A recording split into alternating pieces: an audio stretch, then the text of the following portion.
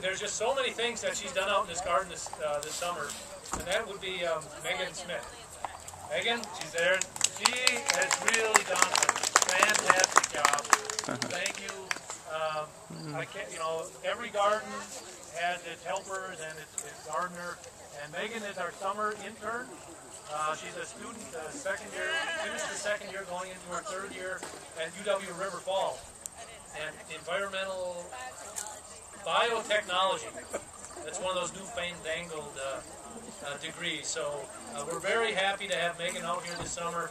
She's the one that really put the final touches on making sure everything out here was looking like it is, working with the master gardeners, of course. So thanks again, Megan. I hope you're enjoying this is our big event that you've been working so hard for, so enjoy. All right, so now I would like to, one more personal kind of introduction would be to Mary Emerson. Mary Emerson is being recognized this evening as kind of a retiring master gardener from the formal sense of not being as active in our association as she was for many, many years. Like a lot of us, as we go through life, we have to make decisions on slowing down or taking on or off new responsibilities. So Mary has decided to officially, quote, I guess you'd say retire, although I don't like to think you as being retired from our group. You'll always be part of our group. Mary Emerson, by the way, for many years was on the county board here. The man of the bunch couldn't show up, so they sent me. And I said, this is the man we need. He likes the older people, he likes the young ones, he likes this, he likes that. I go 100% for him, so we hired him. Thanks, Kevin, for all your good work. Thank you. You're very welcome. Thank you, Mary. That was great. Yep, we gotta go again. Thanks. Thanks for the Hey, demo. thank you. Oh, we gotta get your bottles. I got them. I already got them. Fresh time. Sprinkle these over the top. And then we leave them. Hey, how are you? Good. Good. How you doing, Ray? You had that one before. Yeah. Right? I'm gonna make some jelly beans and some cayenne pepper. Yeah, you can take some. Yeah, you really do have a lot of vegetables here in a small plot. This is like a third world plot here. Well, it's like China, where they plant everything right up to their windowsill, because the average farm's probably got, like 5 acres. They're probably very productive. They're very, very productive. Oh, look at this. Did you plant these? I planted all this. What? I planted all these. Oh, you did? Yeah. Oh, wow. This was my project. All 3 of these raised beds? And so you have different kind of material. You had those lumber here, concrete blocks, and then these, what are these? What do you call these things? Landscape timbers. Landscape timbers, yeah. Oh, look at those. So you can get as fancy or as low tech as you want. Yeah.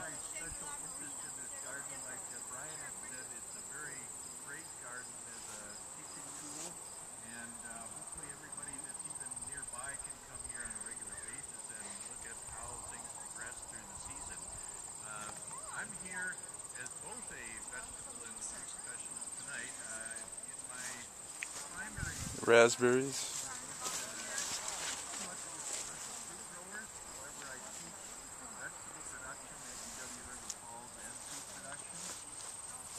Vegetables. Done a lot of research. We have 28 Flowers over there. that want to take Master Gardener classes. So I will leave it at that for right now. We would like to spend as much time as possible, both one-on-one and as groups, so that you can get your questions answered, and usually that's what makes the most sense. You come for a presentation, but you really got this aching thing you want to ask about grapes or apples or tomatoes or onions. So that's what I'll be here for, and we'll leave the diseases to Brian, and everything in the vegetable and fruit varieties and culture, ask me. Thanks. But definitely, we can talk a little bit more after the presentations, and we can get a few. Other questions? Some more grapevines here. Okay, well, hit me up while I'm here. I'm going to be here for the rest of the evening. Happy to answer questions. And Just a lot of grapes out here. yeah, I'll be around. Oh yeah, we'll take walks later on. Anybody who's interested, if you want, we'll meet up in this area and we'll just kind of take a tour there and do a lot of very, very interesting. These are 2 rows of grapevines right here. Really excited about a dead and dying plant, but that's my business and that's what I do. I have to say though, from the clinic standpoint this year, I run a clinic at UW-Madison. If you have a sick plant, you can send in a plant and we'll do a diagnosis for you for a small fee. I left some brochures at the table as you come in to the gardens if you're interested in seeing the services that we provide. But I have to say I was a little disappointed this year because the primary thing I've had come into my clinic was not a disease problem, was actually herbicide issues. There was a new herbicide that was released onto the market this year for use in The high tunnel house used to extend the growing season. It's an experiment out here at the Spooner Ag Station Garden.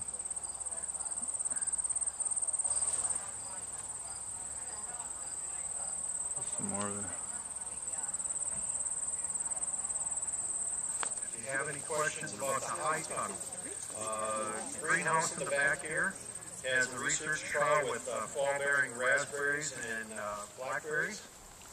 And the high tunnel is growing the crop inside the greenhouse on the soil and trying to get season extension, either having its issue under the microscope. I can't really comment on what might have been eating in terms of insect damage. You might want to consult with our insect diagnostician. And again, if you go to the table as you came in, there are some brochures that list the contact information both for myself and for Phil Pelletieri. About 15 minutes on whatever topic they choose. We'll have a little bit of time for Q&A as a big group. We'll take those questions for a couple minutes after Brian's done, and then we'll switch to the other Brian. And when that's all done, than non-hardened transplants. And I can tell you that you don't get hardened transplants from most greenhouses. They don't have the time, they don't have the labor to harden them up.